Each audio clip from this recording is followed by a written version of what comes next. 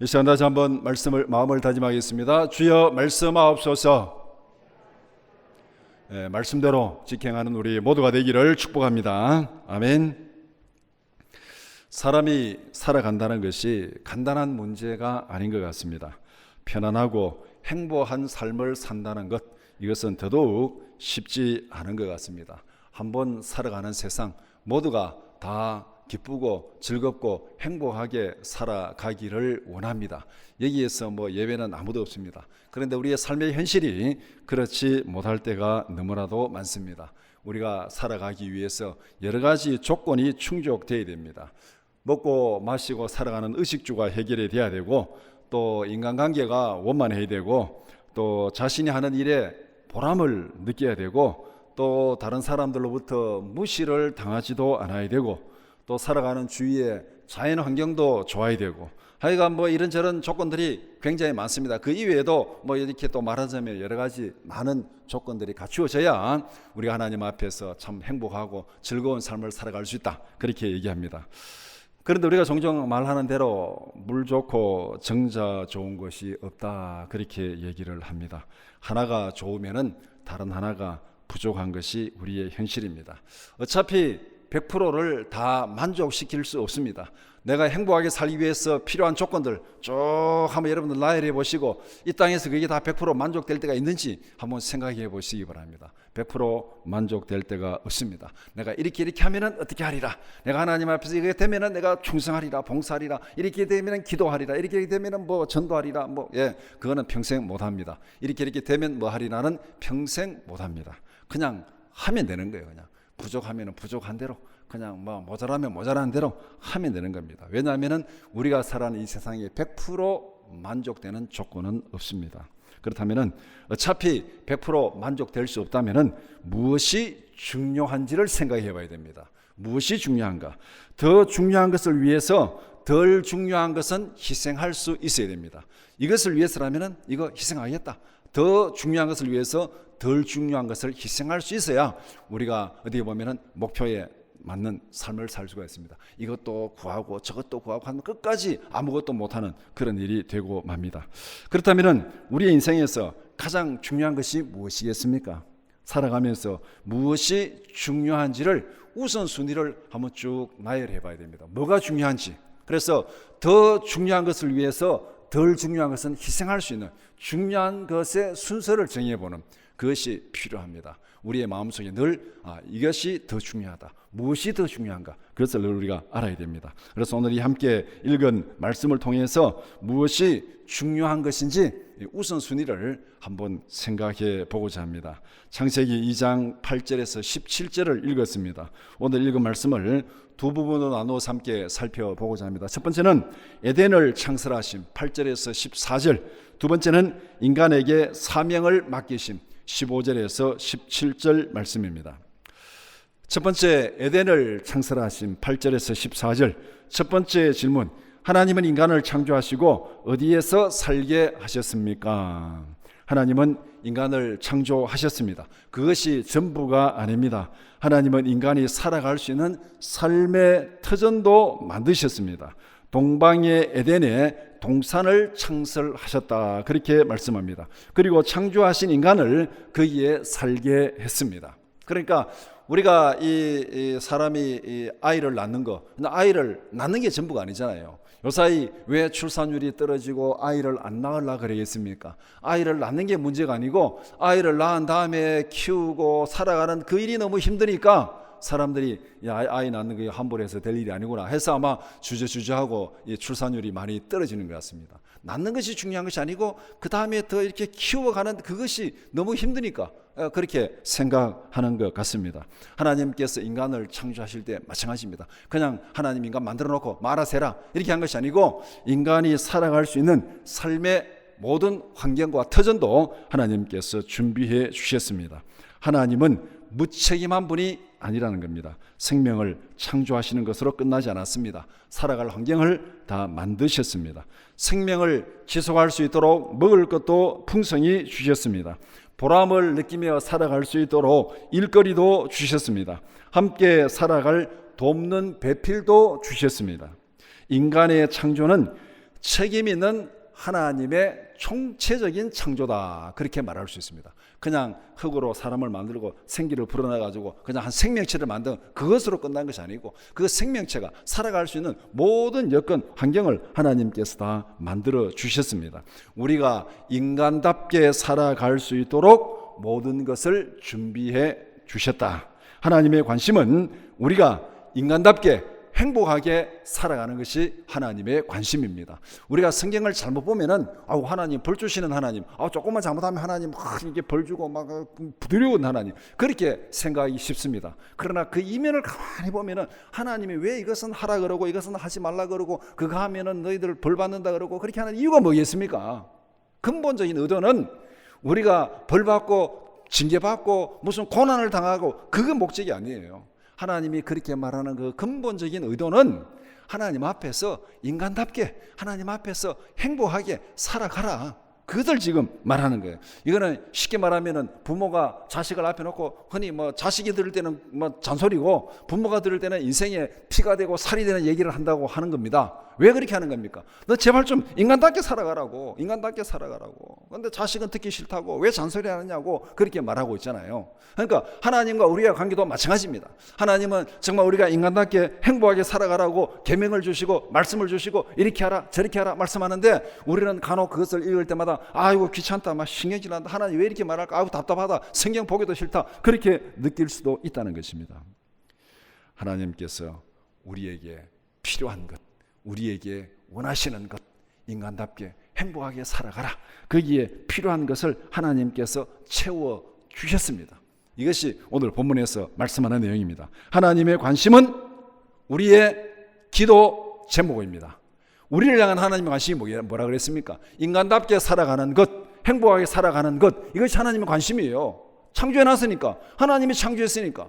여러분들 자식을 낳았습니다. 자식을 낳으면 자식에 대한 부모의 관심이 뭡니까? 이 자식이 인간답게 살아가고 행복하게 살아가고 세상에서 인간 구실하면서 인정받으면서 살아가는 것, 그게 부모의 관심이 아닙니까? 그렇다면 우리를 창조하신 하나님의 관심도 마찬가지라는 거예요. 인간답게 행복하게 살아가라, 그것이 하나님의 관심이라면 그 하나님의 관심은 우리의 기도 제목입니다. 하나님, 우리 가운데 그렇게 되기를 원합니다. 이게 우리의 기도 제목이에요.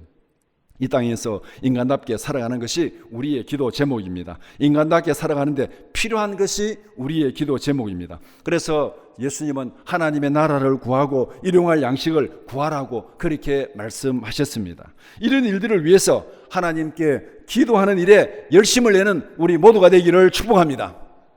코로나 때문에 모이지도 말라 나가지도 말라 그렇게 말하는데, 참 제가 한편으로 답답한 점이 있습니다. 모이지도 말라 나가지도 말라 답답하다 그러는데 새벽에 기도하러 나오면 되는데 왜 안 나오냐는 거예요. 그게 새벽에 기도하러 나온 데는 코로나 방역하고 아무런 관계가 없습니다. 거리두기도 문제가 안 되고 이게 오염될 일도 없어요. 마스크 착용하고 나와서 기도하면 돼요. 그런데 허용한 거 이거는 할 수 있는 거 이거는 안 하면서 왜 그것도 하지 말라는 거 그거 붙들고 다 답답하다고 그렇게 얘기하는지 한편으로 이해가 되지만 한편으로 마음이 참 답답합니다. 새벽에 나와서 기도하고 오후에 나와서 기도하고 답답합니까? 이 인생이 정말 힘듭니까? 코로나가 힘듭니까? 그럴수록 하나님 앞에 기도하라는 거예요. 인간답게 살아가는 것, 행복하게 살아가는 것, 이것이 하나님의 관심이에요. 우리를 향한 하나님의 관심입니다. 그렇다면 그것을 위해서 우리는 하나님 앞에 기도해야 됩니다. 인생의 제일 중요한 것은 하나님 앞에 기도하는 거예요. 왜? 모든 은혜는, 우리가 살아갈 수 있는 모든 기초는 하나님께서 우리에게 주셔야 됩니다. 하나님이 주시지 않으면은 우리는 아무것도 할 수 없어요. 하나님이 창조하셨고 하나님이 에덴을 만드시고 하나님이 먹을 것을 주시고 하나님이 공기를 주시고 햇빛을 주시고 물을 주시고 땅을 주셨어요. 여기에서 우리가 할 수 있는 게 뭐예요? 아무것도 없습니다. 그러니까 우리의 첫 번째 우선순위는 하나님 앞에 기도하는 거예요. 기도하는 거.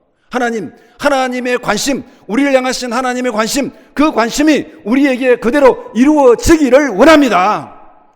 그것이 우리의 기도 제목이에요. 인생에 이거보다 더 중요한 거 없습니다. 이거보다 더 중요한 거 없어요. 그런데 우리는 지금 힘들다고 바쁘다고 이것이 좌후순위로 가가지고 있는지 없는지도 모르는 그런 삶을 살아가고 있는데, 제일 중요한 거 하나님 앞에 기도하는 거. 하나님 은혜 주셔야 됩니다. 두 번째 질문. 인간이 살아갈 에덴의 자연 환경은 어떠하였습니까? 에덴은 사람이 살아가기에 가장 적합한 곳으로 만들어졌습니다. 하나님께서 인간을 위해서 맞춤식으로 에덴을 만들었습니다. 강의 근원이 에덴에서 시작해서 동산을 적시고 넷으로 갈라져서 온 땅을 적셨다, 그렇게 말하고 있습니다. 이 말은 다른 말로 말하면 에덴은 모든 생명을 살리는 생수의 근원이다, 이것입니다. 에덴은 이 땅의 모든 생명을 살리는, 생명을 번성케 하는 생수의 근원이 에덴이다. 그래서 강이 에덴에서 출발해서 동산을 적시고 넷으로 갈라져서 온 땅을 다 적시고 있다. 물이 흐르지 않으면 생명이 살 수가 없습니다. 물이 흘러야 생명이 사는 거예요. 그러니까 에덴이 생명의 근원입니다. 성경에 이와 비슷한 내용을 말씀하는 곳이 두 군데 있습니다. 첫 번째는 에스겔 47장입니다. 성전 문지방에서 나오는 물이 강을 이루어서 천하를 적셨습니다. 그 강물이 이르는 곳마다 생명이 번성하고 풍성해졌습니다. 에스겔 47장 12절 말씀 같이 보겠습니다. 강 좌우 가에는 각종 먹을 과실나무가 자라서 그 잎이 시들지 아니하며 열매가 끊이지 아니하고 달마다 새 열매를 맺으리니 그 물이 성소를 통하여 나옴이라.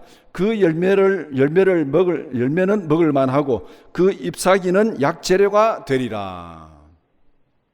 쉽게 말하면은 이 강 성전에서 나온 물이 흘러가니까 나무가 풍성하고 열매가 맺고 그거 다 먹을 것이 되고 거기서 나오는 거 그래서 약초가 생기고 그렇게 다 이렇게 된다는 겁니다. 이게 에스겔 47장에서 성전 문지방에서 흘러나온 물이 온 땅을 적셔서 생명을 풍성케 하고 치료하고 번성케 하는 그런 은혜로 나타난다. 그 다음에 두 번째는 요한계시록 22장입니다. 하나님과 어린 양의 보좌에서 생수의 강이 흘러서 온 천하를 살린다고 그렇게 말씀합니다. 요한계시록 22장 1절 2절 말씀 같이 보겠습니다. 또 그가 수정같이 맑은 생명수의 강을 내게 보이니 하나님과 및 어린 양의 보좌로부터 나와서 길 가운데로 흐르더라. 강 좌우에 생명나무가 있어 12가지 열매를 맺되 달마다 그 열매를 맺고 그 나무 잎사귀들은 만국을 치료하기 위하여 있더라.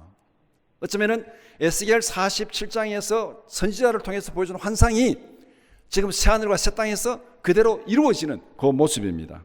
하나님이 생명의 근원입니다. 이렇게 보면은 에덴은 결국은 어떤 곳입니까? 에덴의 동산은 어떤 것입니까?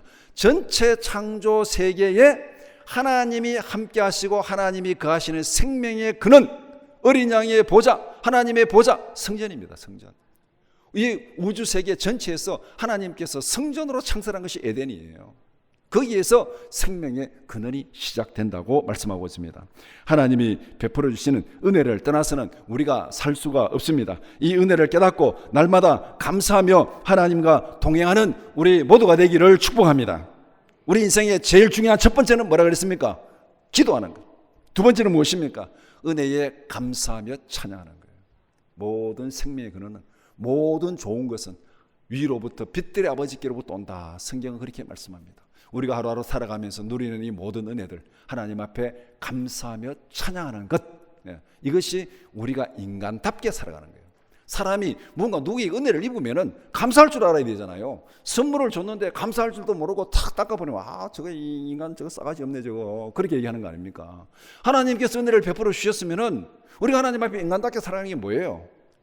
감사하고 찬양하는 거잖아요. 감사하고 찬양하는 거. 그래서 두 번째 우리의 중요한 감사와 찬양이에요. 그러니까 기도와 감사와 찬양이 하나로 묶어서 나타나는 게 예배입니다. 예배가 제일 중요하잖아요. 그러니까 10계명을 쭉 보세요. 1계명부터 4계명까지 하나님이 뭐를 얘기하는 거예요? 그거 다 뭉쳐서 예배예요. 예배. 하나님을 사랑하는 거 예배입니다. 우리 인생에 예배가 빠지면은 이거는 가장 중요한 게 다 빠져버린 거예요. 이렇게 하나님께서 에덴을 창조하셨습니다. 두 번째는 인간에게 사명을 맡기셨습니다. 첫 번째 질문, 하나님께서 인간에게 맡기신 사명은 무엇이었습니까? 하나님은 인간을 에덴 동산에 두셨습니다. 거기서 할 일을 주셨습니다. 첫 번째는 에덴 동산을 경작하라. 경작하라. 두 번째는 그것을 지키라. 그렇게 말씀하셨습니다. 이 경작하라는 거, 이거 우리가 너무나도 잘 아는 것이고, 제가 여러 번 하여튼 제가 기회 될 때마다 경작이라는 이 설명을 여러 번 말씀을 드렸습니다. 경작은 모든 것에 잠재력을 드러내는 것입니다. 겨울에 얼어붙어서 빈 땅에 봄이 되어서 또 여름이 되어서 곡식이 풍성하게 자라가게 하는 거, 이게 경작이잖아요. 겨울에 얼고 눈 오고 하니까 땅이 다 비어져 있습니다. 농토가 다 들판에 나가면 허벌판이 있습니다. 그런데 그게 이제 봄이 오고 사람들이 일하고 다 농사를 지니까 그 다음에 여름에 나가면은 그 곡식들이 무성하게 자라고 있잖아요. 왜 그렇게 자라고 있습니까? 경작하니까 자라가고 있는 거예요. 그래서 모든 사물이 가지고 있는 잠재력을 충분히 드러내는 것, 이것이 경작입니다. 이것은 우리가 살아가는 모든 영역에 다 적용됩니다. 우리가 가정에서도 우리의 가족들이 가지고 있는 잠재력을 충분히 드러내게 하는 것, 이게 경작이에요. 아내는 아내로서, 남편은 남편으로서, 자식은 자식으로서 그 잠재력을 충분히 드러나게 하는 것, 이게 경작입니다. 그런데 이 가정이 잘못되면 어떻게 되겠습니까? 서로 원망하고 탓하고 기를 팍팍 죽이고 막 상처 주고 이러니까 경작은 고사하고 서로 죽이는 거죠. 그거는 하나님께서 원하시는 온전한 방법이 아니에요. 경작이 아니에요. 그건 파괴지. 경작은 서로가 기뻐하고 즐거워하고 잠재력을 드러내면서 감사하게 그래 살아가는 게 경작입니다. 이것은 가정도 교회에서도 직장에서도 마찬가지입니다. 경작은 생명을 풍성케 하는 것. 예수님께서 말하신 대로 요한복음 10장 10절에서 이 도둑이 온 것은 도둑질하고 죽이고 멸망시키는 것뿐이지만은 내가 온 것은 양들 하여금 생명을 얻게 하고 더 풍성히 얻게 하는 것. 이게 경작이에요. 생명을 얻게 하고 더 풍성히 얻게 하는 것, 이것이 바로 경작입니다. 하나님께서 인간에게 에덴에서 경작하라고 사명을 주셨습니다. 두 번째는 지키라는 것. 지키라는 것은 보존하는 것입니다. 경작을 빌미로 하나님이 만드신 에덴 동산을 파괴시키지 말라는 겁니다. 자기 마음대로 틀을 바꾸지 말라는 거예요. 자기 마음대로 질서를 뒤집지 말라는 거예요. 오늘날 이 동성애 같은 이런 것들 다 결국 하나님이 정하신 질서를 뒤집는 거예요. 뭐 자유라는 이름으로 하여튼 여러 가지 핑계를 대지만은 뒤집는 거, 이거는 잘못된 거예요. 경작이라는 빌미로 하나님께서 정하신 질서를 뒤집지 말라, 파괴하지 말라, 보존하라, 지키라. 이것이 하나님께서 인간에게 주신 두 번째 사명입니다. 우리가 자식을 경작한다, 양육한다는 의미에서 자식에게 막 너무 지나치게 막 매질하고 막 혹독하게 하면은 그게 파괴시키는 거잖아요.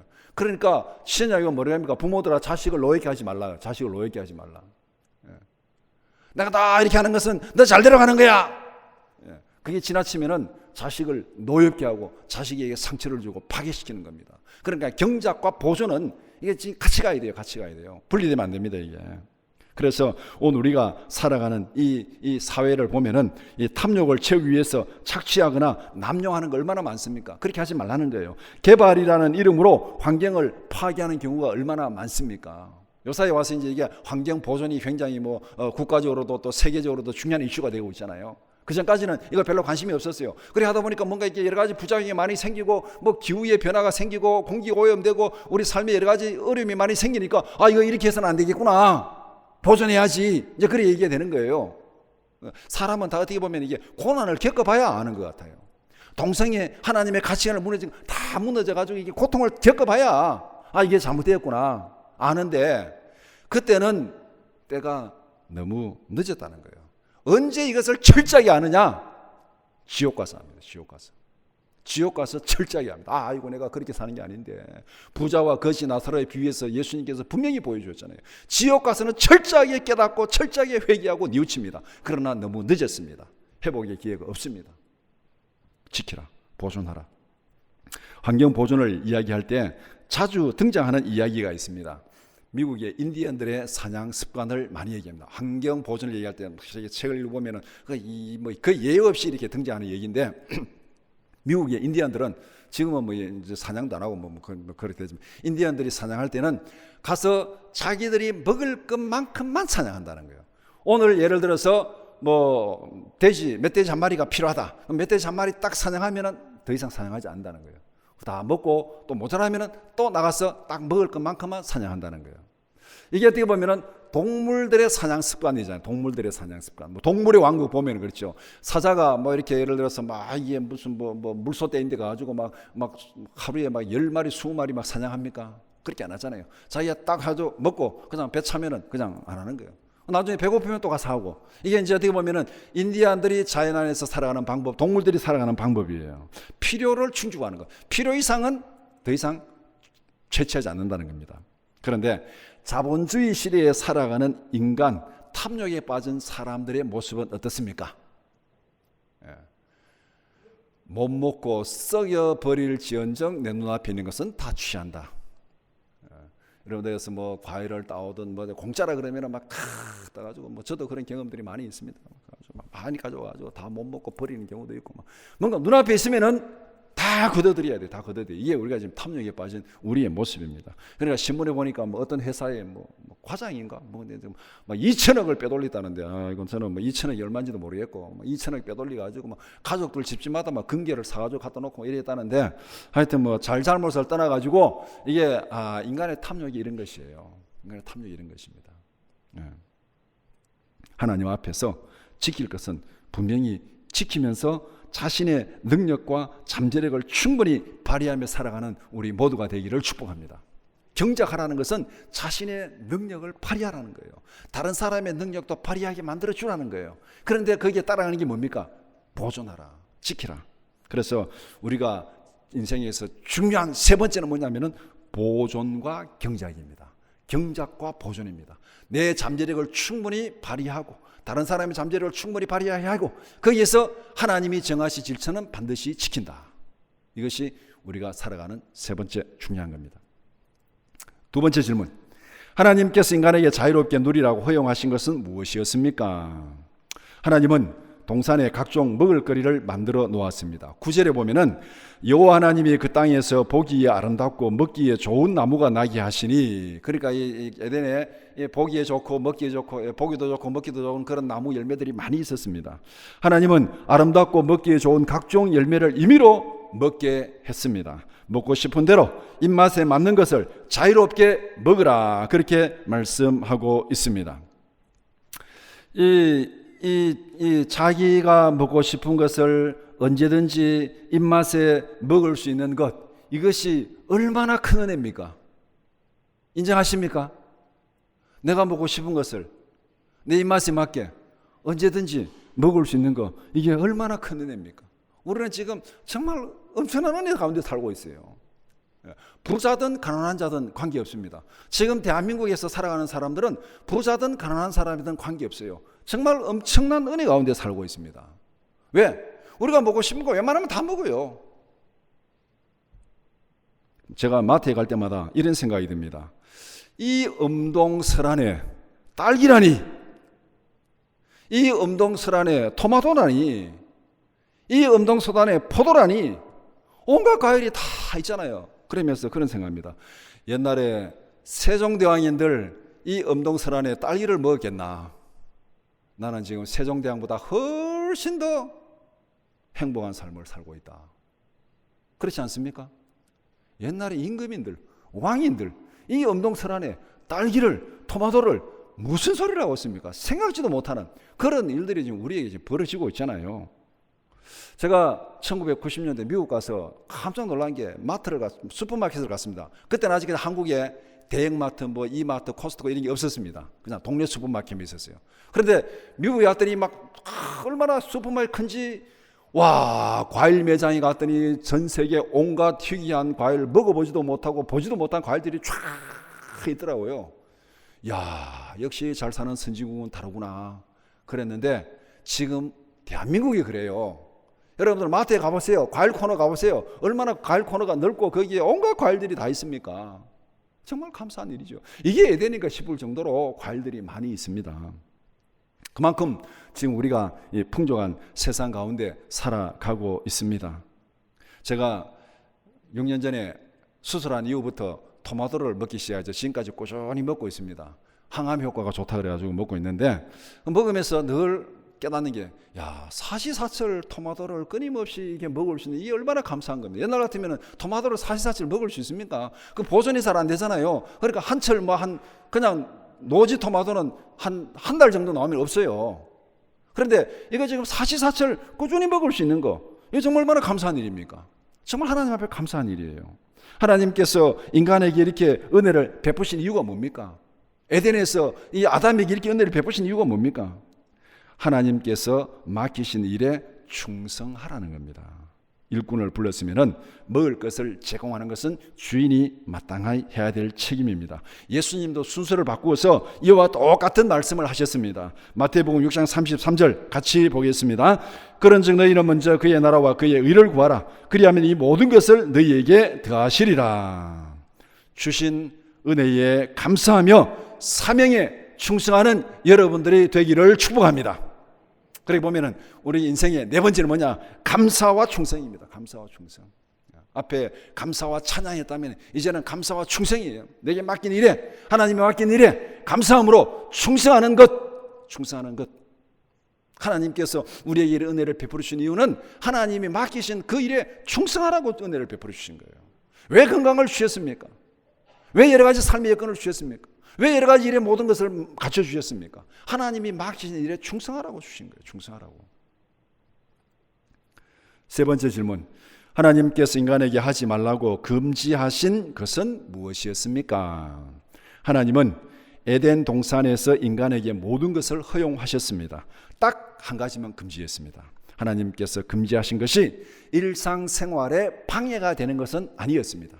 만약에 아담이 살아가는데 치명적인 방해라면은 하나님이 참 나쁜 분이죠. 그런데 하나님이 금지하신 것은 아담이 살아가는데 방해가 안 되었습니다. 일상생활에 방해 요소가 아니었습니다.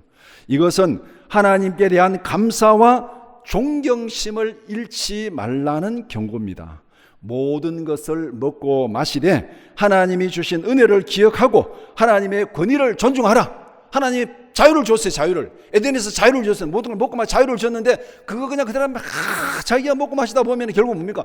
내가 잘나서 다 잊어버리고 내가 모든 것 이렇게 되는 거예요. 그런데 먹고 마실 때마다 눈앞에 하나 딱 보이는 게 있습니다. 이거는 먹지 말라. 이 뭡니까? 하나님께 대한 존경, 하나님의 권위를 인정하라. 내가 다 먹고 마실 수 있지만은 이거는 손대면 안 된다. 이거는 하나님이 금지하신 것이다. 그건 뭡니까? 하나님을 존중하고 하나님의 권위를 존중하라. 그거를 딱 징표로 딱 에덴에 박아놓은 겁니다. 너 마음대로 다 돼. 하나님이 금지하신 그것은 손대지 말아라. 결국은 하나님의 권위를 존중하고 이 모든 것을 허용하신 하나님의 은혜를 기억하라는 겁니다. 금지는 결국 뭡니까? 반대편의 허용의 은혜를 기억하라는 거예요. 이 모든 것을 허용해 준 그거 감사한 거죠. 금지시킨 거 보지 말고 허용해 준 그것을 보면서 감사와 존경의 표시로 하나님께서 딱 하나를 금지하신 것입니다. 하나님의 금지는 인간의 절제와 순종을 요구합니다.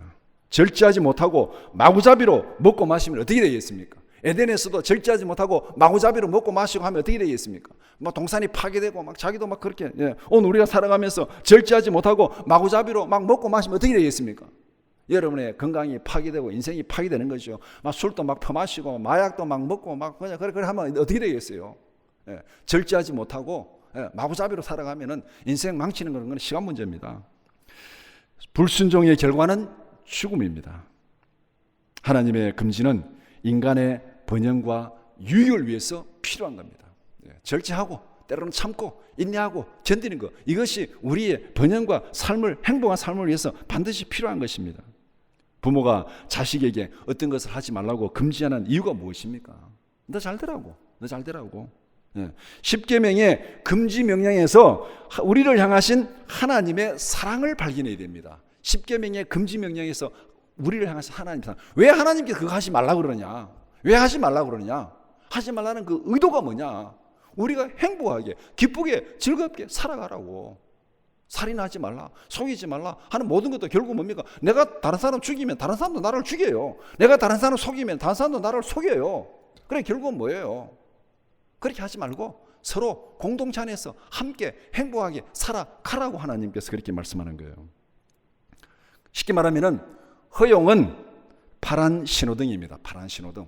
횡단보도를 건너든 운전을 하든 파란 신호등은 무엇입니까? 가라는 거죠. 파란 신호등은 가라는 거. 고 가라는 겁니다. 그럼 금지는 뭡니까? 빨간 신호등입니다. 빨간 신호등. 빨간 신호등이면 운전하다 어떻게 됩니까? 가지 말고 뭐죠? 서라는 거예요. 서라는 거. 스톱! 횡단보도 건너지 말고 스톱! 그러면 결국은 뭐예요? 우리는 하나님 앞에서 스톱을 잘해야 됩니다. 구정 때 모여가지고 고수도만 잘하지 말고 평소에 하나님 앞에서 스톱을 잘해야 돼요. 하나님이 허용하신 것은 마음껏 활용하고 하나님께서 금지하신 것은 생명을 걸고라도 지키는 스톱. 하나님이 하라는 거 하고 하지 말라는 거 하지 말고 이거 잘하면 문제가 없습니다. 그렇다면 우리 인생의 마지막은 무엇입니까? 절제와 순종입니다. 기도로부터 시작한 우리의 인생의 마지막은 절제와 순종입니다. 하나님께서 금지하신 것은 생명을 걸고 지키고 하나님께서 허용하신 것은 마음껏 활용해서 생명을 풍성하게 살아가는 것, 행복하게 인간답게 살아가는 것, 이것이 하나님께서 우리를 창조하시고 에덴에 두신 목적입니다.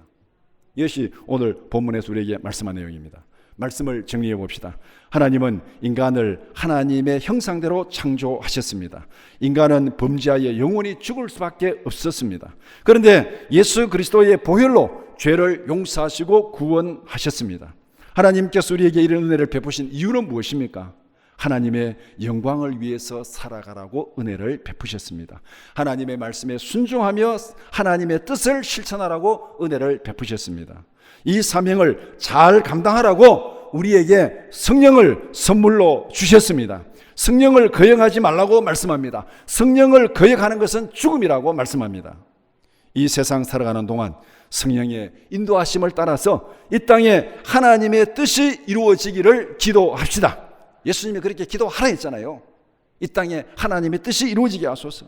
성령의 은혜로, 성령의 능력으로 하나님의 뜻을 실천하며 살아가는 우리 모두가 되기를 축복합니다.